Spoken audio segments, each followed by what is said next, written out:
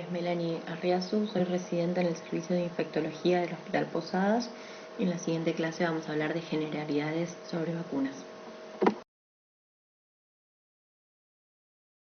Es importante conocer cómo vacunar a la población de acuerdo al tipo de población con el cual me encuentro, porque muchas veces el encuentro con el sistema de salud es una oportunidad para completar el calendario de vacunas. Y esto no se realiza en varias oportunidades debido a desconocimiento de los calendarios de vacunación, por no disponer de la historia de vacunación del paciente, por el miedo a no administrar varias vacunas en simultáneo, por no disponer de vacunas en el lugar en donde se detecta la necesidad de vacunar, por falsas contraindicaciones, y esto es por falta de conocimiento del personal de salud, o por miedos injustificados a la vacunación por parte del paciente que el médico no sabe aconsejar o no sabe desmitificar para que el paciente acceda a la vacunación. Entonces, es importante vacunar, pero también es importante vacunar de manera correcta. Consideraciones sobre las dosis de las distintas vacunas. Es muy importante conocer las dosis y el intervalo interdosis de cada vacuna, y esto es individual para cada vacuna. La dosis puede ser dada muy temprana, es decir, dada antes del tiempo recomendado. Esto significa que es una dosis no válida. O sea, si la recomendación es esperar 2 semanas entre primera y segunda dosis y yo la doy a la semana, la respuesta inmune que se genere no va a ser la respuesta inmune adecuada y esta dosis se considera no válida. La dosis oportuna es aquella administrada a la edad y respetando intervalos recomendados. Eso es una dosis válida. Una dosis no oportuna es aquella administrada tardíamente, pero que se incluye en la cobertura, sigue siendo una dosis válida. Por ejemplo, si me toca vacunar a un niño a los 2, a los 4 y a los 6 meses, y la dosis de los 4 meses no se la dio y el paciente aparece a los 6 meses, yo le doy esa segunda dosis. Esa dosis no va a ser oportuna porque no se dio en el tiempo pertinente, pero igual va a ser una dosis válida. Y la dosis tardía se aplica fuera de lo recomendado, no está incluida en la cobertura, pero sí se da para proteger al individuo.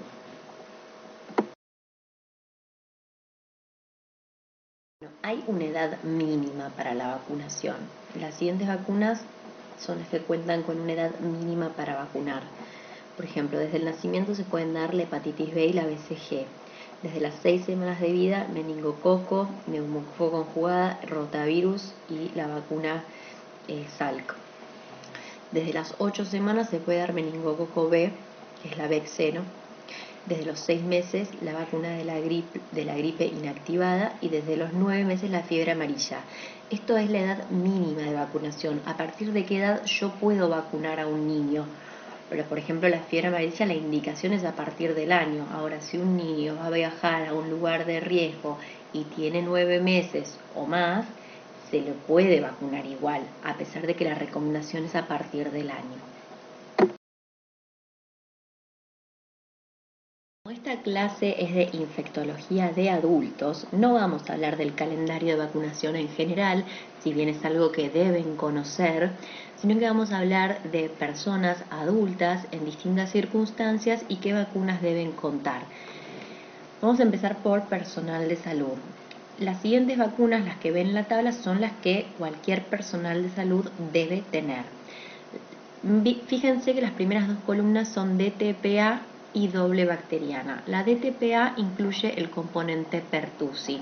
Esto es importante sobre todo en pediatras y dice que hay que revacunar cada 5 años porque el adulto es portador de la bacteria en la orofaringe, entonces es transmisor. No por el riesgo de sufrir la enfermedad, sino de transmitirla.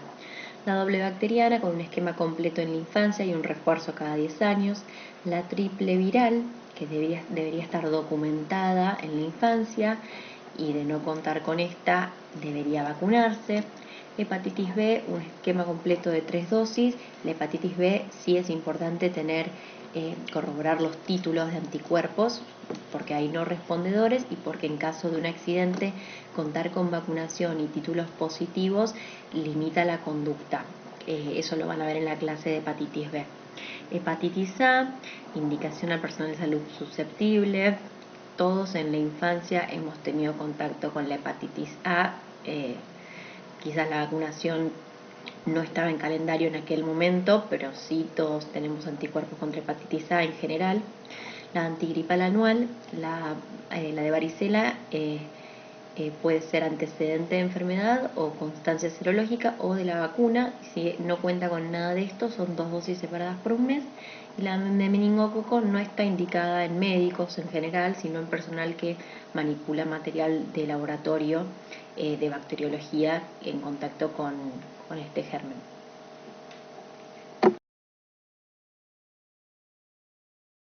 El siguiente cuadro menciona las vacunas que deben aplicarse en adolescentes y en el adulto. Vamos a ver las que están en color amarillo, que es a todas las personas dentro del grupo etario. Todas las personas de cualquier edad deben contar con el esquema completo del doble adultos, que tiene la antitetánica, y un refuerzo cada 10 años. Esto es algo que se pierde habitualmente, excepto en las embarazadas, en quienes se aplica la antitetánica junto con la DTPA.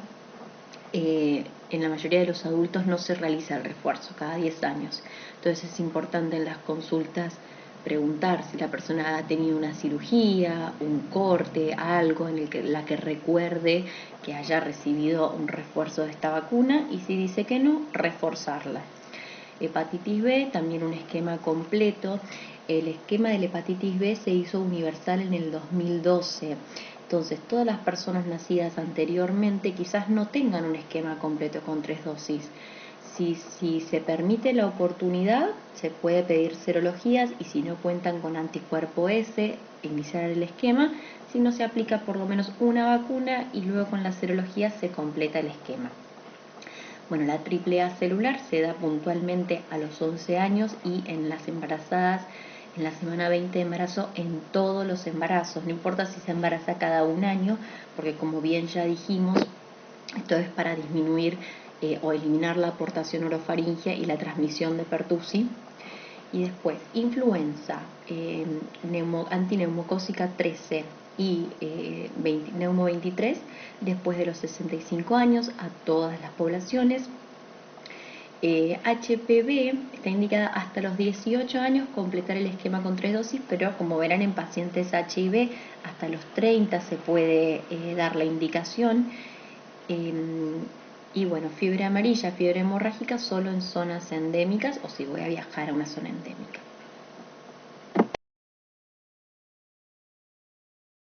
Algunas consideraciones a tener en pacientes inmunocomprometidos: no deben recibir vacunas con microorganismos vivos, excepto en determinadas circunstancias. Las vacunas inactivadas recombinantes de subunidades proteicas, polisacáridas conjugadas, de toxoide y las inmunoglobulinas pueden ser administradas, si bien la respuesta puede ser subóptima. Las vacunas triple viral, antivaricela y antigripal deben ser administradas a los convivientes para evitar la enfermedad de estos y la transmisión de estos virus, que suelen ser bastante graves en las personas inmunocomprometidas, y que los virus vacinales de la triple viral no se transmiten a los contactos, y la transmisión del virus de la vacuna antivaricela es infrecuente. O sea, si yo vacuno a un familiar con triple viral, este no le va a transmitir enfermedades por estar vacunado con una vacuna virus vivo.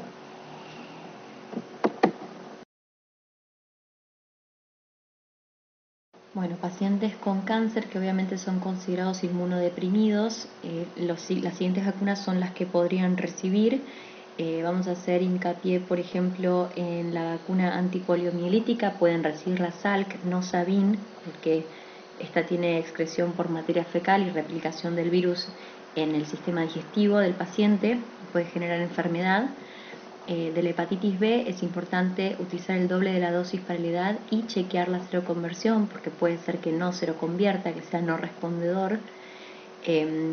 Y luego vamos a ver que la triple viral o la varicela, que son a virus vivos, se pueden dar a más de 3 meses post quimioterapia o a más de 6 en aquellos que recibieron anticuerpos anticélulas B. El resto de las vacunas, como en cualquier paciente inmunocomprometido. La de neumococo, un esquema de Prevenar 13 y Neumo 23. Después la de influenza, la doble adultos, hepatitis A debe contar con alguna, meningococos de acuerdo a la epidemiología, pero bueno, como en cualquier paciente inmunocomprometido, las vacunas básicas que debe recibir, poniendo foco en estas que ya mencioné.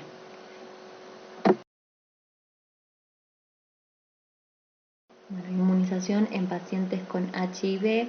Esta tabla hace foco en el calendario de vacunación, digamos, para niños, el nacional. Entonces dice, por ejemplo, BCG contraindicada. Si un niño nace con sospecha o con VIH, no se le debe aplicar la BCG. En adultos ya no se aplica porque no tiene indicación.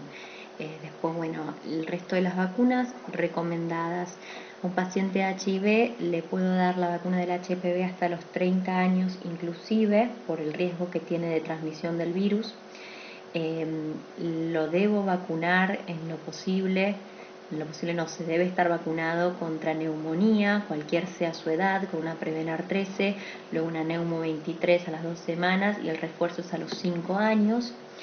Debe tener una antitetánica, cualquiera sea la vacuna, DT, DTPA. No debe recibir Sabin, al igual que en otros inmunocomprometidos. Y varicela y triple viral de acuerdo a la situación inmunológica. Varicela en general tienen antecedentes de haber tenido enfermedad. Hepatitis A, hepatitis B sí está recomendado aplicar, no hay ninguna contraindicación, y la influenza debe ser dada de manera anual. En la asplenia o la ausencia de vaso, esta puede ser funcional, posquirúrgica o congénita. Es el no funcionamiento del vaso. En cualquiera de estos tres casos debe recibir inmunización contra bacterias, contra gérmenes capsulados, que son la de meningococo, la de Haemophilus influenzae B y la de neumococo. Y brevemente, quienes tienen mayor riesgo de enfermedad neumocócica grave y por ende indicación de vacuna, mayores de 65 años, menores de 2 años, los inmunocomprometidos de todo tipo y dentro de inmunocompetentes, los que tienen cardiopatías crónicas, fístulas de líquido cefalorraquídeo, enfermedad respiratoria crónica, los que van a someterse a un implante coclear, diabéticos, etilistas o pacientes tabaquistas. En todos ellos hay indicación de vacuna antineumocócica.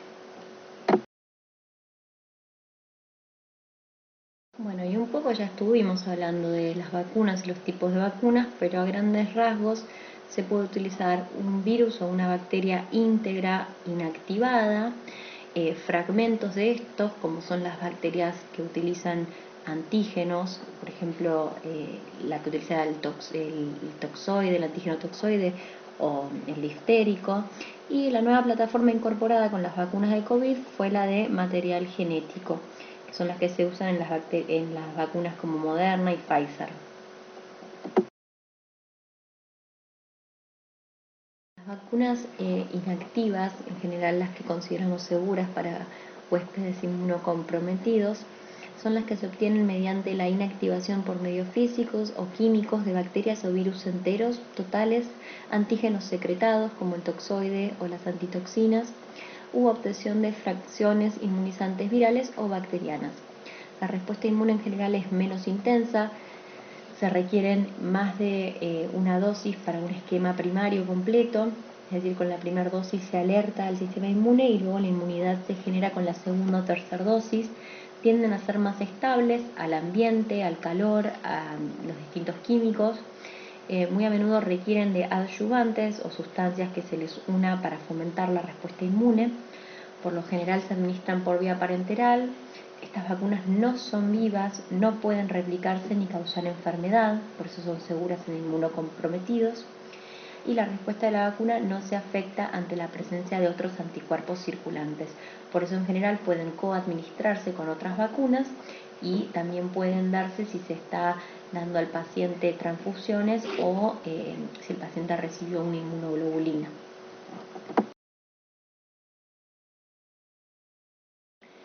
Y las vacunas a virus vivo son aquellas que utilizan virus patógenos o alguno que sea muy parecido a este y se mantienen activos, pero son debilitados en general por cultivos celulares múltiples. Son derivados directamente del agente que causa la enfermedad, ya sea el virus o la bacteria. Hago un paréntesis para hablar de las de vectores virales, que esto fue la que se utilizó en el caso de la Sputnik, por ejemplo, que se introdujo un fragmento del coronavirus, que es el antígeno que va a generar la respuesta inmune, la proteína S, dentro de un adenovirus inactivo. Hago un pequeño corchete para mencionar esto. Bueno, luego, para producir respuesta inmune, estas vacunas deben replicarse en la persona vacunada.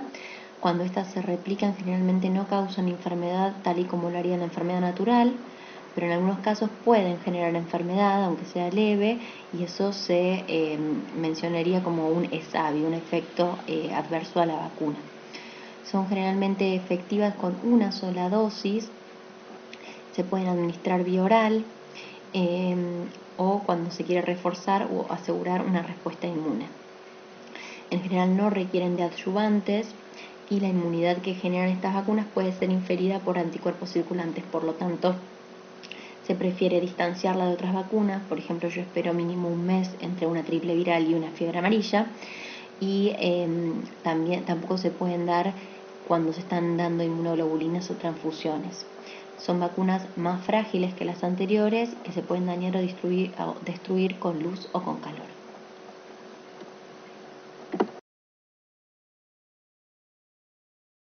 Las vacunas por métodos genéticos fueron introducidas con la pandemia de COVID. Se aceleró el proceso de aprobación de estas vacunas, si bien estaban siendo consideradas para ciertos tratamientos con el cáncer y ya estaban en fase de ensayo clínico en humano en esas condiciones, no en vacunas. Y se terminaron de aprobar para Moderna y Pfizer, que son dos vacunas que ahora actualmente se están utilizando y a futuro se verá los efectos adversos a largo plazo. Lo que se utiliza es el ADN de la bacteria o el material genético. Este se introduce en la célula a través de la vacuna. Dentro de la célula se transcribe a un ARN mensajero y el ARN mensajero va a luego sintetizar con la maquinaria de la célula del humano la proteína correspondiente a la bacteria, y cuando esta proteína se expresa, las células presentadoras de antígeno la van a reconocer como ajena y van a generar una respuesta inmune. Vamos a hablar del vacunatorio, de cómo se manejan las vacunas dentro de este. Acá podemos ver una foto del vacunatorio del Hospital Posadas.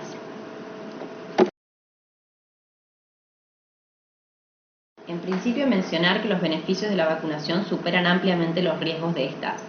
Sin embargo, se pueden presentar efectos adversos, por lo tanto todo vacunatorio debe contar con un kit para tratar anafilaxia y con personal capacitado.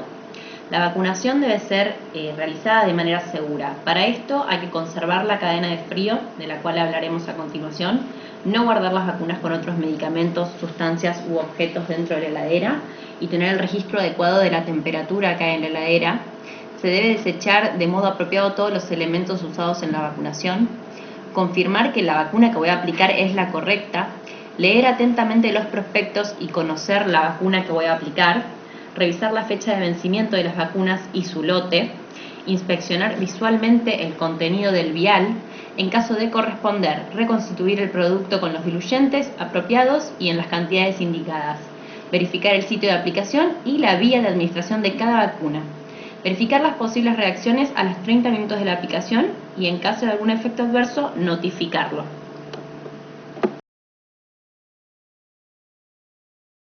Este cuadro muestra como ejemplo algunas de las vacunas de COVID que tenemos acá en el país. Es para mostrar que el tipo de conservación de cada vacuna es diferente. Por ejemplo, la Sputnik debe conservarse congelada, se descongela para su utilización. La Covishield, la Sinopharm, dentro de una heladera se conservan bien. Y que cada frasco tiene la cantidad suficiente para más de una dosis, excepto en la Sinopharm, que hay frascos monodosis. Entonces cuando yo abro un frasco, es un vial multidosis, por ejemplo en el caso de Covishield necesito aplicar 10 dosis y desde la apertura del frasco no pueden pasar 6 horas, por eso pasaba al comienzo de la pandemia que había que juntar cierto número de pacientes para aplicar la vacuna. Eso ya no sucede porque se está vacunando, digamos, en mayor cantidad a la población, pero cuando eran por grupos etarios o por grupos de factores de riesgo, pasaba esto que juntaban, decían, a grupitos de 5 personas iban a vacunarse. Bueno, era por este motivo.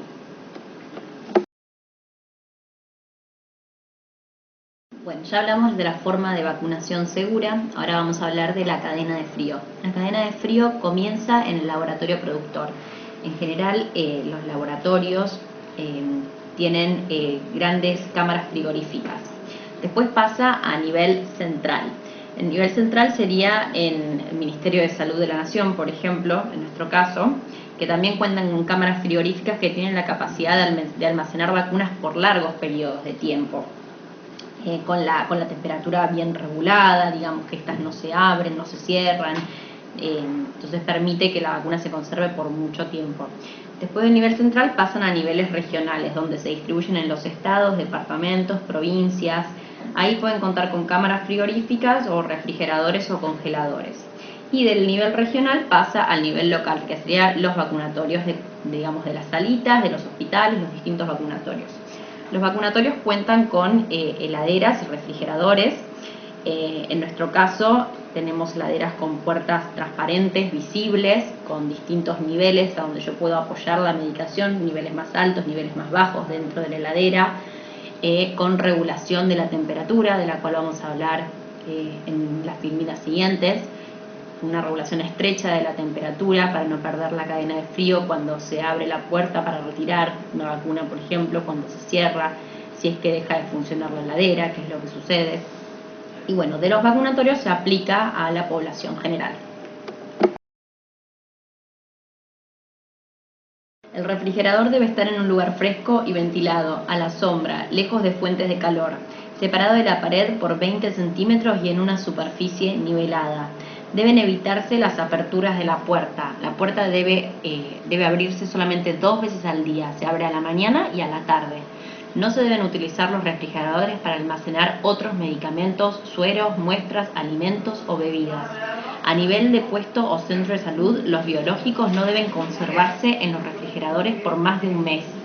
En la parte inferior se deben colocar botellas de 1 litro de agua bien tapadas, colocadas a 2,5 centímetros una de otras. Esto sirve para estabilizar la temperatura cuando se produce la apertura de la puerta o cortes de energía eléctrica. También a veces se colocan paquetes fríos en vertical en la porción superior. Y el registro de temperatura se puede hacer de manera manual o de manera digital. En las heladeras de nuestro vacunatorio se hace de ambas formas. Se llena una planilla por turnos, se anota la temperatura de cada heladera y a su vez hay un medidor digital que informa a un sistema la temperatura. Si esta baja por debajo del mínimo programado o por encima de la máxima, avisa con una alarma. Bueno, y aquí como debería ser la distribución en un refrigerador, como bien dijimos, los estabilizadores de temperatura, los acumuladores de frío por encima y por debajo, y como el frío tiende a subir, se debe poner en el primer estante, en la primera parrilla, las vacunas de origen viral, que si llegan a sufrir congelación no se verán tan afectadas, o afectadas en realidad, y en la segunda parrilla las de origen bacteriano. Además no deben estar acumuladas, debemos permitir que circule el aire frío entre las vacunas y que estén bien distribuidas en bandejas perforadas.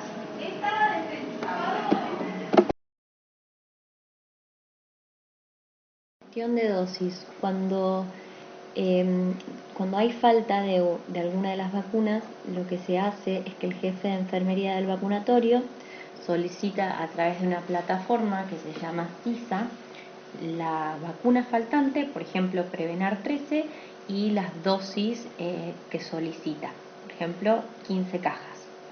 Esto se sube a la plataforma, que es dependiente del ministerio, y luego se enviarán las vacunas pertinentes. Se hace aproximadamente cada 15 días o cada un mes y esto permite que haya un registro de los pedidos, la entrada y salida de vacunas.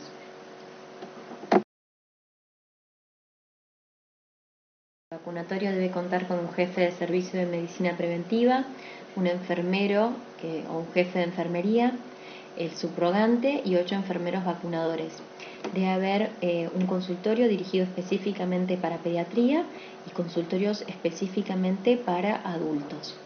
Los vacunadores deben contar con el curso de actualización de inmunizaciones, deben realizar el control diario de la temperatura de las heladeras. En el caso del vacunatorio del hospital, esto se hace de manera manual y de manera digital. Digamos, por un lado, hay un encargado de anotar en una planilla la temperatura por hora que registra la heladera. Por otro lado, esto de manera constante está siendo plasmado a un sistema informático que si la heladera baja por debajo del valor estipulado o por encima del valor de temperatura estipulado, se activará una alarma que avisa al jefe de enfermería. Bueno, además se realiza un inventario de las vacunas por lote, vencimiento y marca de cada heladera para este recuento semanal.